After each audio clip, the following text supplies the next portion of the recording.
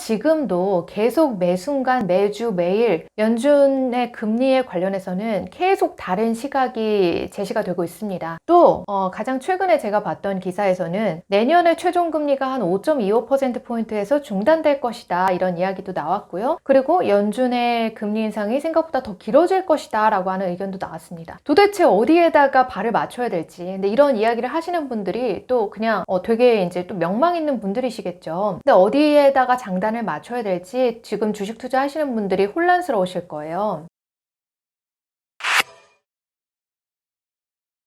네, 반갑습니다. 한주주입니다. 미국 연준이 금리를 몇 %까지 인상할 것인가? 이거 정말 많은 분들이 관심을 가지고 계신 주제죠. 네, 미국 연준은 지난 4회 연속으로 해서 자이언트 스텝이라고 0.75%포인트씩 금리를 크게 인상을 했습니다. 1년 전만 해도 정말 바닥권에 있던 금리가 지금은 4%까지 올라와 버렸는데요. 근데 이제 한편으로는 이 금리가 내년에는 5%가 아니라 6%까지도 갈 수도 있다라고 하는 의견도 나왔어요. 그게 이제 찰스 에번스라고 하는 시카고 연방준비은행 총재의 의견인데요. 꽤 높으신 분의 의견이라 그렇게 무시할 수 있는 건 아닌 것 같은데, 근데 이분이 말씀하시기를 연준이 우리 지금 경기 침체 우려를 반영을 해서 0.75%포인트씩 금리를 인상하진 않더라도 한 0.5%포인트씩은 올릴 것이다 라고 하는 의견을 제시했다고 해요. 그래서 0.5%포인트씩 2번 정도로 인상을 하면 지금 현재 이제 4%에서 5%로 올라붙게 되겠죠. 그리고 거기에서 더 이제 빅스텝을 연속적으로 진행할 수도 있다는 뜻으로 풀이가 됩니다. 근데 이제 이게 11월 7일 기사였어요. 제가 방금 말씀드렸던 게 지금으로부터 딱 한 달 전이죠. 하지만 지금도 계속 매 순간 매주 매일 연준의 금리에 관련해서는 계속 다른 시각이 제시가 되고 있습니다. 또 가장 최근에 제가 봤던 기사에서는 내년에 최종금리가 한 5.25%포인트에서 중단될 것이다, 이런 이야기도 나왔고요. 그리고 연준의 금리 인상이 생각보다 더 길어질 것이다 라고 하는 의견도 나왔습니다. 도대체 어디에다가 발을 맞춰야 될지, 근데 이런 이야기를 하시는 분들이 또 그냥 되게 이제 또 명망 있는 분들이시겠죠. 근데 어디에다가 장단을 맞춰야 될지 지금 주식 투자하시는 분들이 혼란스러우실 거예요. 이렇게 금리 관련한 기사를 찾아보면은 아마 주식 투자를 하실 때 굉장히 머릿속이 많이 복잡해지실 겁니다. 매일같이 이렇게 색깔이 다른 이야기가 계속 나오거든요. 그러니까 하루는 냉탕이었다가 하루는 온탕이었다가 이렇게 금리에 대한 전망이 왔다 갔다 합니다. 그리고 그렇게 이제 금리에 대한 전망이 왔다 갔다 하는 것과 동시에 주식시장도 큰 폭으로 막 움직이죠. 연준이 금리를 어떻게 할지에 대해서는 지금 요즘뿐만 아니라 수십여 년 전부터 많은 그 투자자분들의 초유의 관심사였습니다. 이게 조금이라도 단 몇 시간이라도 금리를 빨리 입수를 하기 위해서 정말 많은 투자자들이 이게 노력을 기울였는데요. 그게 어느 정도였냐라고 하면요, 이 연준 의장이 오늘 어떤 색 양복을 입고 왔는지, 그리고 연준 의장이 오늘 들고 있는 서류 가방의 두께가 얼마나 되는지, 그리고 또 어떤 표정을 짓고 있는지, 이런 것까지 반영을 해서 금리가 어떻게 할 것이다 막 예측을 하고 했다고 해요. 이게 되게 우스꽝스럽죠. 연준 의장의 그 넥타이 색깔, 양복 색깔이 금리랑 무슨 상관이 있겠어요? 근데 그렇게 이제 좀 예측을 하고 싶어 하는 그런 사람들의 이런 바람이 반영이 돼서 그랬던 것 같습니다. 근데 이렇게 연준 의장이 어떤 발언을 하는지에 일일비해서 주식 투자를 하다 보면 그게 장기적으로 좀 지속 가능한 투자가 될 수 있을까요? 물론 증권업에 종사를 하시는 분들이다 라고 하면은 그런 거에 시시각각 관심을 많이 가지셔야 되겠죠.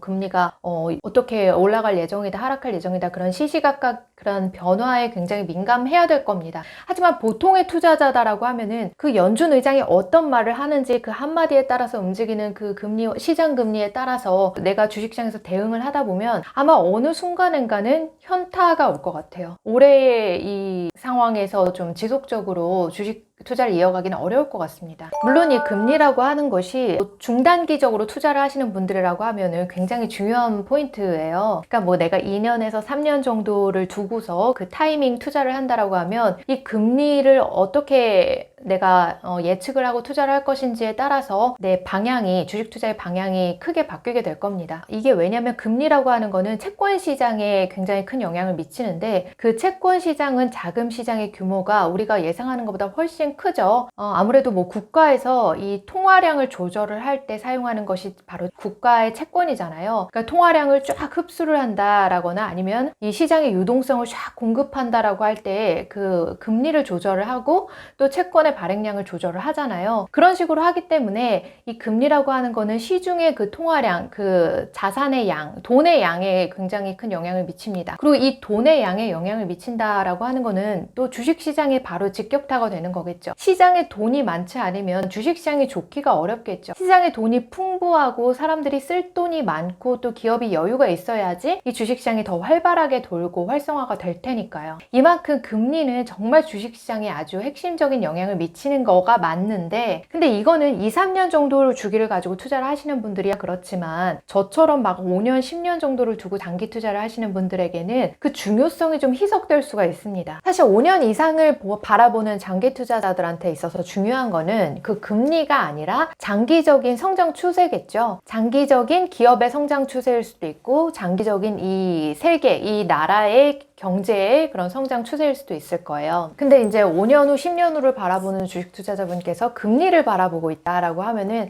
상당히 머릿속이 복잡하실 겁니다. 그리고 요즘에 보면은 뭐 2023년에 최악의 경기 침체가 온다, 그런 이야기도 여기저기서 지금 많이 나오고 있잖아요. 그렇게 이야기하면서 지금은 이제 주식 투자하지 마십시오 이렇게 강력하게 주장하시는 분들도 있는데 저는 이렇게 최악의 경기 침체가 올 거라고 말씀하시는 분들이 작년 이맘때는 어떤 말을 하셨나, 그게 또 한편으로는 좀 궁금하기도 하더라고요. 그러니까 지금 최악의 경기 침체가 오니까 내가 지금 주식을 사놨던 거를 다 팔고 떠나라는 건지, 그렇게 된다라고 하면은 굉장히 저점에 또 매도를 해야 되는 거잖아요. 그리고 그러면 언제 다시 들어가느냐, 그런 것들에 대한 이야기가 어느 정도 이제 회복이 가시화됐을 때 들어가라고 하는데, 근데 그거 아시잖아요. 시장이 회복이 가시화되면 주식시장은 이미 많이 올라와 있을 거거든요. 그러면 지금 같은 이런 어려운 시기에 하락장에 이제 주식을 팔고 이렇게 좀 주식시장의 성장이 가시화됐을 때 이미 주식시장이 많이 올랐을 텐데 그때 또 주식시장이 들어가고 하락에 팔고 상승에 사고, 이걸 계속 반복을 하라는 건지 좀 이건 무책임한 이야기가 아닐까라는 생각이 들더라고요. 그러니까 일관적으로 주식시장에는 대처하는 게 좋지 않나 저는 항상 생각을 합니다. 그래서 요즘에 드는 생각은 남들이 다 이렇다, 남들이 다 저렇다 하고 이렇게 주장하는 상황에서는 조금 내가 비판적인 시각을 견지할 필요가 있다는 생각도 들어요. 항상 좀 어느 정도 거리를 두고서 생각을 해보는 게 중요하지 않을까요? 다들 남들이 경기 침체가 온다, 모두 다 한결같이 다 그 얘기를 하고 있거든요. 그런 상황이라면 조금 다른 생각을 해볼 필요도 있지 않나 하는 생각이 듭니다. 그렇지 않고 그런 이제 뭐 전문가분들의 이야기에 끌려서 내가 주식을 샀다 팔았다 한다라고 하면 내 주식 자산은 진짜 아이스크림처럼 녹아내릴 거고, 그리고 그 말을 한 그 정작 당사자분들은 내 자산에 책임을 지지 않습니다. 결국에 주식 투자의 모든 책임은 내가 지어야 되는 거니까 그런 이야기를 여러분들이 듣고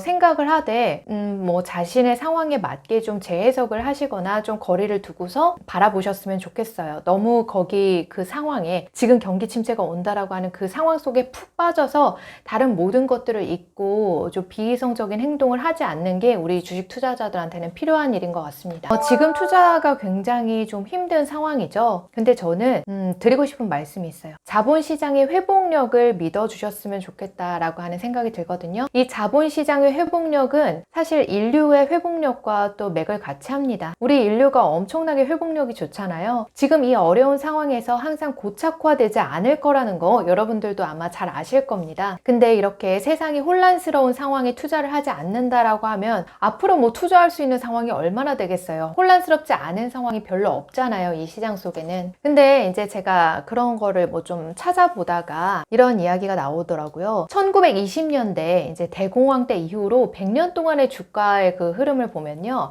강세장의 지속 기간이 평균적으로 한 51개월 정도가 됐었다고 하고요. 그리고 상승률은 평균적으로 162%였다고 합니다. 반면에 하락장은요, 약세장은 지속기간이 평균적으로 15개월이었다고 하고 하락률은 평균적으로 41%였다고 하네요. 그러니까 강세장의 지속기간이 평균 51개월이고 하락장의 지속기간은 15개월인 거예요. 그리고 이 상승률과 하락률, 이 평균으로 비교를 했을 때도 어마어마한 차이죠.